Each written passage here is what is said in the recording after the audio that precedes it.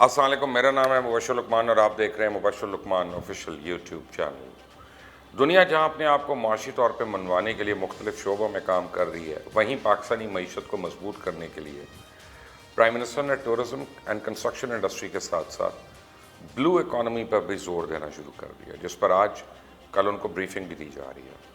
पाकिस्तान में blue economy के अंदर मौजूद पोटेंशियल को देखते हुए इमरान खान ने 2020 को ब्लू इकॉनमी का साल भी करार दिया।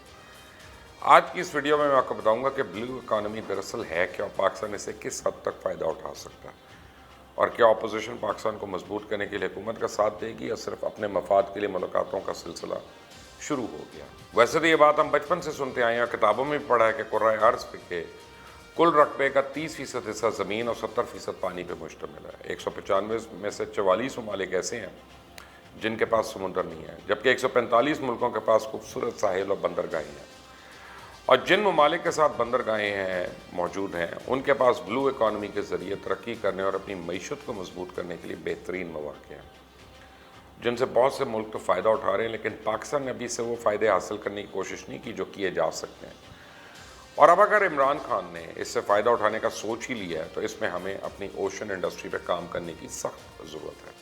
ब्लू इकॉनमी के साथ मुंसलिक इंडस्ट्रीज़ की अगर बात की जाए तो इसे माही गिर हैं, समुद्री प्रोसेसिंग, खुराक की शिपिंग, बंदरगाहें, जहाज़ साजी का सामान, मुरम्मत, breaking, ship breaking, offshore oil and gas की तलाश, समुद्री और साहिली तफरी और सियाहत, marine business services, research and development, marine aquaculture, offshore and wind energy, समुद्र में मादनियात की तलाश, समुद्री लहरों से बिजली का हसूल, marine safety and security, marine biotechnology, ये सब शामिल है इसमें। जबकि पाकिस्तान में अभी सिर्फ चंद एक इंडस्ट्री पर तो कुछ काम हुआ है, लेकिन बहुत सी इंडस्ट्रीज़ ऐसी हैं जिन पर काम होना अभी बाकी है। पाकिस्तान बेहतरीन समुद्री वसाइल से माला माल है और हमारा शुमार उन चंद ममालिक में होता है जहाँ दो ठहरे हुए समुंदर एक साथ मिलते हैं। पाकिस्तान के पास समुद्री हदूद सूबा खैबर पख्तूनख्वा और पंजाब के मजमूई रकबे से बड़ी है, और पाकिस्तान की साहिली पट्टी सर क्रीक से लेके जवानी तक 1000 किलोमीटर्स है, और इस साहिली पट्टी के अलावा खसूसी मुआशी जोन 2,40,000 स्क्वायर किलोमीटर है, उसके साथ 50,000 स्क्वायर किलोमीटर का कॉन्टिनेंटल शेल्फ भी मौजूद है। इस वसी और अरीज खसूसी मुआशी जोन के 3 हिस्से हैं। पहला हिस्सा सिंध के साथ समुंदर में इंडस ऑफ शोर है, जिसके साहिल की लंबाई 270 किलोमीटर है। दूसरा बलूचिस्तान के साथ समुंदर में मकरान ऑफ शोर है, उसके साहिल की लंबाई 720 किलोमीटर है। तीसरा हिस्सा बहरा अरब और बहरा हिंद का दरमियानी इलाका है, जिसे मरे रिज का नाम दिया गया। मरे रिज का खुसूसी मुआशी जोन पाकिस्तान के लिए सबसे ज़्यादा अहम है, और इसमें पानी के नीचे मादनियात, ऑयल एंड गैस के ज़खायर के अलावा मछलियाँ, झींगे और दीगर समुद्री ग़िज़ाओं की वाफिर मौजूदगी है। लेकिन जब से पाकिस्तान बना है तब से अब तक इस पर तवज्जो ना होने के बराबर रही, और दुनिया भर में समुंदर से रोज़ी हासिल करने वाले अफराद खुशहाल होते हैं, लेकिन कराची और पाकिस्तान की पूरी साहिली पट्टी पर आबाद माहीगीरों की हालत यह है कि वो ख़त गुर्बत से भी नीचे ज़िंदगी गुजार रहे हैं। पाकिस्तान की समुद्री आमदनी तकरीबन 183 मिलियन डॉलर है, जो कि हिंदुस्तान और बांग्लादेश से भी कहीं कम है। पाकिस्तान में बहुत ज़्यादा पोटेंशियल होने के बावजूद माहीगीरी का शोबा मुल्क के GDP में सिर्फ 0.4% हिस्सा डाल रहा है, और इस साल इस शोबे में 0.6% का इजाफा देखा गया, जो कि अभी बड़ा कम है।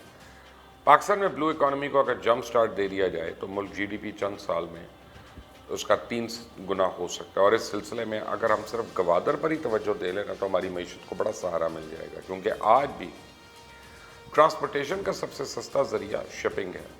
आलमी तिजारत का 80% सामान समुंदर से होकर दूसरे ममालिक तक जाता है, और पाकिस्तान की जहाज़ तोड़ने वाली सनत यानी गिडानी 1970 की दहाई तक दुनिया की सबसे बड़ी जहाज़ तोड़ने वाली सनतों में से एक थी, लेकिन अब यह हिंदुस्तान और बांग्लादेश के बाद तीसरे नंबर पर है।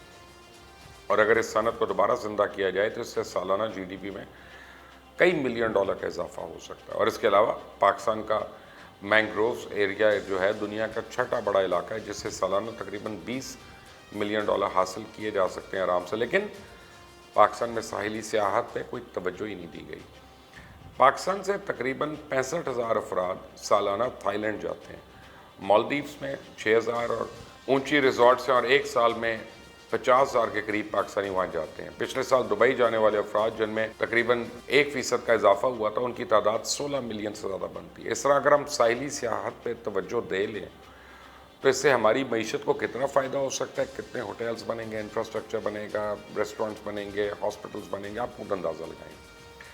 माजी में तो इसकी तरफ कोई ख़ास तवज्जो नहीं दी गई, लेकिन अब सी पैक की वजह से और इमरान खान के ब्लू इकॉनमी विजन की वजह से उम्मीद जागी है कि हो सकता है इस पर तवज्जो दी जाए और पाकिस्तान की मईशत को मजबूत किया जा सके।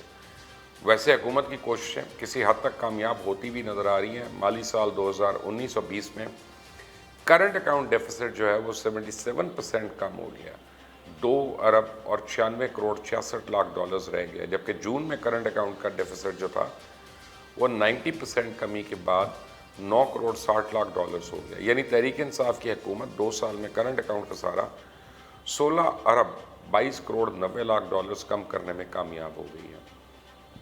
मालियाती एतबार से तो हुकूमत को इस वबा के बहरान में भी कुछ न कुछ कामयाबी हासिल रही है, लेकिन अब अपोजिशन भी हुकूमत के खिलाफ काफ़ी एक्टिव हो गई है। अपोजिशन के रहनुमाओं के दरमियान मुलाकातों का एक सिलसिला जारी है, जिसके बारे में कहा जा रहा है कि अपोजिशन के इकट्ठे होने की बड़ी वजह नैब को ख़त्म करवाना है। हुकूमत को FATF पर कानून साजी के लिए पीपल्स पार्टी और नून लीग की ज़रूरत है, इसलिए अपोजिशन कोशिश कर रही है कि हुकूमत को ब्लैकमेल करके ये कवानीन पास किसी न किसी तरह पास ही करवा लिए जाएँ, जिनमें अभी तक तो कोई कामयाबी के आसार नहीं आ रहे, लेकिन आने वाले दिनों में पता चलेगा कि ऊँट किस करवट बैठा। आप देख रहे हैं मुबश्शिर लुकमान यूट्यूब चैनल। मेरा नाम मुबश्शिर लुकमान है। अल्लाह हाफ़िज़।